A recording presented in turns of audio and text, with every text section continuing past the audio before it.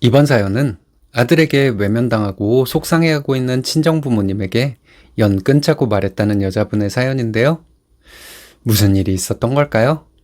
함께 보시겠습니다. 사연 시작 전에 좋아요, 구독 부탁드리겠습니다. 채널에 큰 힘이 됩니다. 처음으로 사연을 보내보네요. 드디어 제 인생을 보상받는 것 같아 정말 홀가분하게 지내고 있습니다. 저는 30대 후반 여자이고 결혼 3년 차에 돌쟁이 아이 하나 키우고 있어요. 저는 어렸을 때부터 부모님으로부터 남동생과 아주 심한 차별을 받고 자랐습니다. 특히 엄마가 저를 많이 구박하고 아빠는 그걸 방관하는 분이었어요. 남동생이라도 제 편이었다면 조금 나았을 텐데 걔도 커가면서 부모님의 차별에 별 관심이 없고 제가 괜히 예민하게 구는 거라 치부하더군요. 저는 자라면서 한 번도 제 방을 가져본 적이 없었습니다. 방이 3개였는데 예민한 엄마는 아빠와 각 방을 쓰셨고 나머지 하나는 남동생의 방이었어요. 저는 거실에서 잠을 자고 생활하며 컸습니다. 제 물건은 베란다 귀퉁이에만 놔둘 수 있었고요. 그러다 보니 마음 편하게 집에서 쉬어본 적이 한 번도 없습니다. 부모님은 맞벌이를 하신다는 이유로 온갖 집안일을 저에게 시켰어요. 저도 학생이었지만 항상 남동생 밥을 차려주고 숙제를 봐주며 거의 부모님같이 살아야만 했습니다. 남은 시간에 저는 성인이 될 때까지 휴대폰도 없어 공부만 해야 했습니다. 중학생 때까지는 이런 생활이 당연한 것인 줄 알았어요. 부모님께 불만을 얘기할 수 없는 상황이었고 딸들은 모두 이렇게 산다고 생각했습니다. 차별을 느낀 건 고등학생 때부터였어요. 학교에서 야간 자율학습이 끝나고 교문을 나올 때 다른 부모님은 자식을 데리러 오기도 하시더군요. 진학상담 때 친구들 부모님들이 더 성화를 부리며 학교에도 찾아오시는 모습이 저는 생소하게 느껴졌습니다.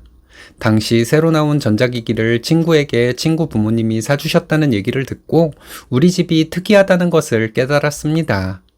제가 다른 집들과 다르게 부모님으로부터 말도 안 되는 차별을 당하면서 살고 있다는 사실을 말이죠.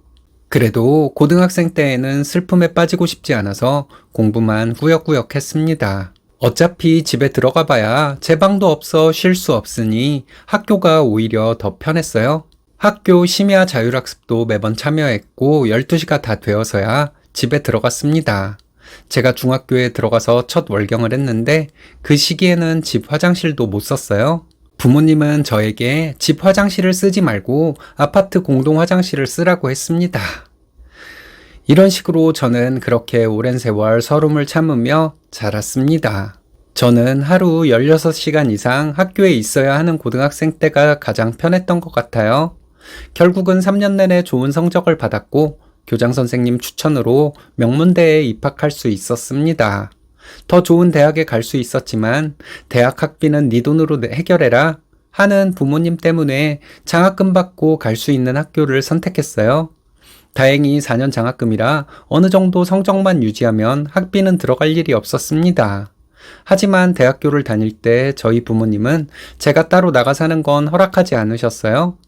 저희 부모님은 저에게 집에 살면서 아르바이트라도 해서 집에 생활비를 대라고 하더군요. 제가 대학 다니며 성적을 유지하기 위해 열심히 공부하고 뼈 빠지게 아르바이트를 해서 생활비를 내는 동안 남동생은 고등학생이 되어 대입을 준비했습니다. 온 집안이 동생 대학 준비에 예민했어요. 저는 여전히 거실에서 생활해야 했지만 TV 한번 보지 못했습니다.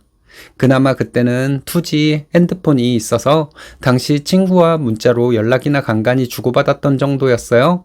시간이 흘러 남동생은 대학을 갔습니다. 제 남동생은 고등학교 때 성적이 좋지 않아서 2년째 대학을 갔는데 졸업 후 사회생활 시작하자마자 결혼을 하겠다 하더군요.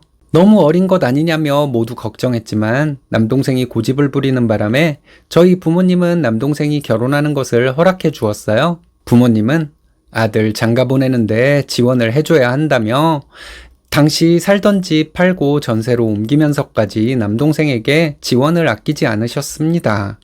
저는 20대 후반이 되어서야 제 방이 생겼어요. 그나마도 부모님 짐들을 제 방에 가득 쌓아 놓으셨지만 오롯이 제 공간이 생겼다는 것에 대해 행복을 느꼈습니다. 저는 대학을 졸업하고 남들이 부러워할 만한 직장에 다니고 있었기 때문에 더 행복했던 것 같기도 해요. 저는 30대 중반이 되어서야 결혼을 했습니다.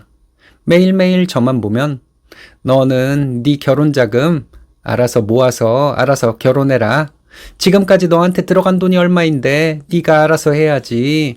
대기업 들어가서 그 정도는 알아서 하겠지. 하는 엄마 때문에 정말 스트레스를 많이 받았어요. 대학생 때부터 적게는 50만 원, 많게는 150만 원까지 부모님에게 생활비 내며 본가에 살았는데 제가 부모님에게 얹혀 산 것은 아니잖아요. 하지만 저희 엄마는 어렸을 때부터 저를 이런 식으로 핍박해 오셨습니다. 저도 그것에 익숙해져서 뭐가 맞는지 틀린지 모르는 채로 살아왔고요. 그러다 저도 회사에서 좋은 사람을 만나 연애하고 결혼을 하게 되었습니다. 이런 가정 환경에서 자라서 남 눈치나 보고 주눅 들어 있는 저를 공주처럼 떠받들어주는 남자와 결혼해서 행복하게 살고 있어요. 처음 시댁에 인사를 갔는데 왜 제 남편이 저를 공주 취급하는지 알겠더라고요. 시부모님께서 마음이 참 따뜻한 분들이라 처음 본 저를 꼭 안아주며 네가 땡땡이구나. 정말 반가워. 얘기는 많이 들었는데 어찌나 보고 싶던지 하면서 반겨주셨을 정도입니다. 저는 왈칵 쏟아지려는 눈물을 애써 삼킬 수밖에 없었어요. 시부모님 사랑 듬뿍 받고 자라온 남편도 남들에게 사랑을 줄 아는 사람이에요. 당시만 하더라도 동네가 좋긴 했지만 그냥 평범한 주택에 살고 계셨고 시아버지는 회사 다니고 계시며 시어머니는 가정주부라 하셔서 평범한 집안인 줄로만 알았습니다. 저도 돈을 꽤 모으고 결혼해서 결혼은 우리 둘 힘 합쳐서 하려고 했어요. 사실은 저희 친정에서 저 결혼한다고 뭐 해주실 분들도 아닌데 시부모님 도움을 받기는 좀 그래서 그런 생각을 했던 것 같습니다. 하지만 저희 시부모님께서 저를 따로 불러 앉히고 하나뿐인 아들 장가 보내면서 우리 욕심이지만 지원을 좀 해주고 싶어. 너에게 해주는 거 아니니 부담 가지지 말고 우리가 해주는 집 가구나 가전만 받아주렴. 응? 하고 저를 설득하셨습니다. 가만히 생각해보니 제 친정이 이렇다고 남편 부모님께서 아들 결혼에 지원해주고 싶은 마음까지 막는다는 것은 제가 이기적이라는 생각이 들더라고요. 그래서 시어머니에게 알겠다고 대답했고 저희는 시부모님이 마련해주신 신혼집에 들어와 아이 낳고 지금까지 살고 있습니다. 시부모님이 해주신다는 집이 40평대일 줄은 몰랐지만요. 처음에 집 보고 깜짝 놀라서 남편을 추궁했더니 남편은 사실 아빠가 작은 회사 사장님이야. 이 정도 해줄 능력 있으셔. 내가 앞으로 더 잘해드리면 되니까 걱정하지 마. 하고 놀란 제 마음을 달래주었습니다. 너무 감사하고 죄송해서 시부모님 모셔두고 성대하게 집들이를 했어요. 시부모님께서는 제가 차린 음식을 보시고 회사 다니는 애가 뭘 이렇게 많이 했어. 너는 앞으로 살림하느라 기운 빼지 마. 요즘은 집에 와주시는 전문 가사 도우미들도 많다고 하더라. 그런 사람 고용하고 너는 회사 일이나 열심히 해. 하고 걱정부터 해주셨어요. 반면에 저희 친정부모님은 결혼하고부터 계속 돈을 요구하더군요. 저희 엄마는 집들이에 오셔서 키워서 이렇게 넓은 집에 살게 시집까지 보냈는데 딸돌이를 해야 하지 않겠니? 하고 말하셨어요. 아무것도 모르는 남편은 그거 듣고 앞으로 장모님 장인어른께도 저희가 잘해야죠. 두고 보세요. 하면서 막 애교를 피웠습니다. 그날 저는 너무 속상해서 남편이 자는 동안 많이 울었어요. 그런데 남편이 눈치가 없는 게 아니라 그냥 모르는 척 해줬던 건가 봅니다. 시댁 식구들에게 친정 집들이를 한 날 와이프가 울었다고 말했나 봐요. 그래서 시부모님이 남편 없을 때 저희 집 잠깐 들러 제게 조심스럽게 물으시더라고요. 혹시 우리가 서운하게 한 거 있니? 아니면 친정부모님이 신경 쓰이니? 하고요. 그 말 듣고 저도 어디서 용기가 난 건지 어렸을 때부터 결혼하고 나서까지 제 서름을 막 울면서 시부모님께 다 말했습니다. 거의 1시간을 넘게 꺼이꺼이 울면서 다 말해버렸어요. 시아버지는 한숨 쉬고 계시고 시어머니는 저보다 더 서럽게 울면서 저를 안고 이 가여운 거 어떻게 그렇게 살았어? 그걸 왜 참아? 하면서 저를 위로해 주셨습니다. 얘기가 끝날 때쯤에는 저보다 시어머니가 더 울어서 시아버지가 어허, 이 사람이 우리 새아가 무안하게 당신이 왜 더 울어? 너네 엄마 아직도 소녀다. 그렇지 않냐, 새아가? 하면서 분위기를 풀어주셨어요. 시부모님이 가시고 나서 남편이 들어왔고 저는 남편에게도 있었던 일을 모두 말했습니다.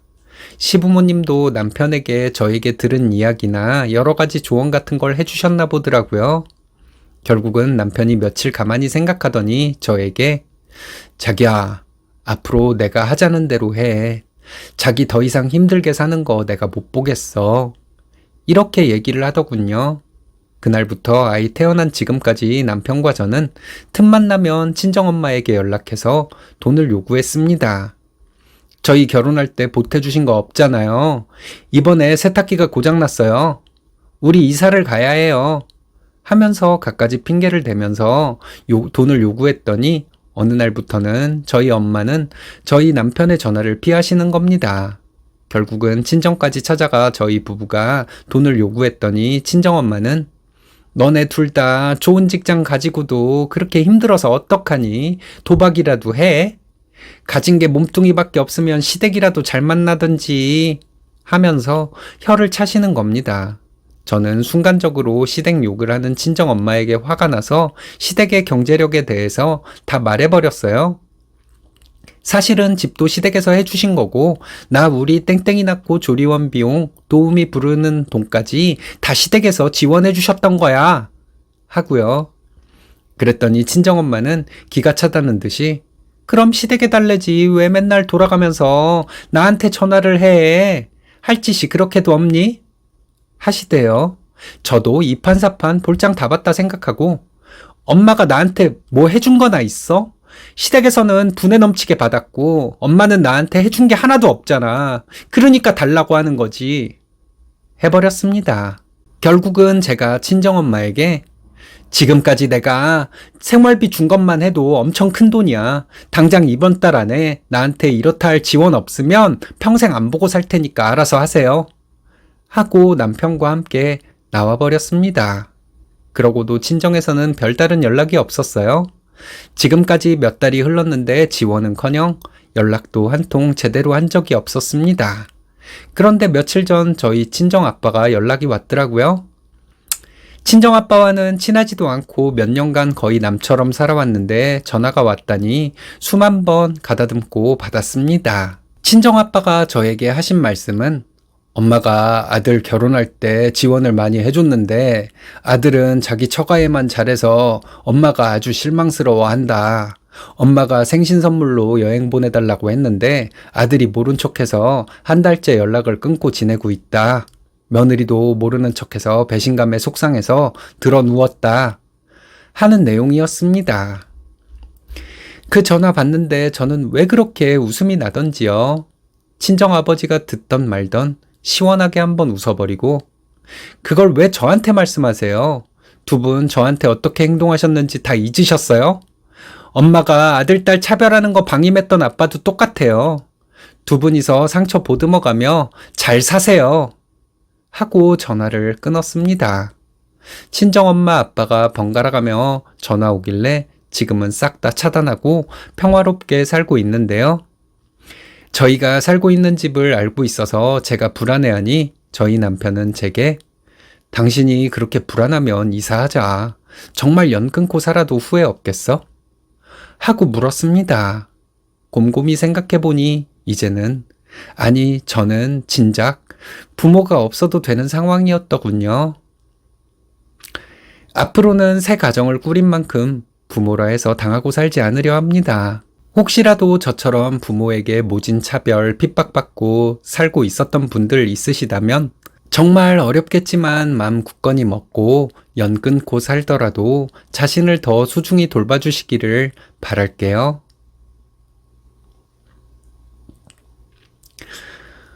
어리석은 부모님이네요. 그런 상황에서 잘 자란 쓰니님이 대단해 보입니다. 좋은 남편과 시부모님 만난 것을 축하드려요. 앞으로 즐거운 일만 있으시기 바랍니다.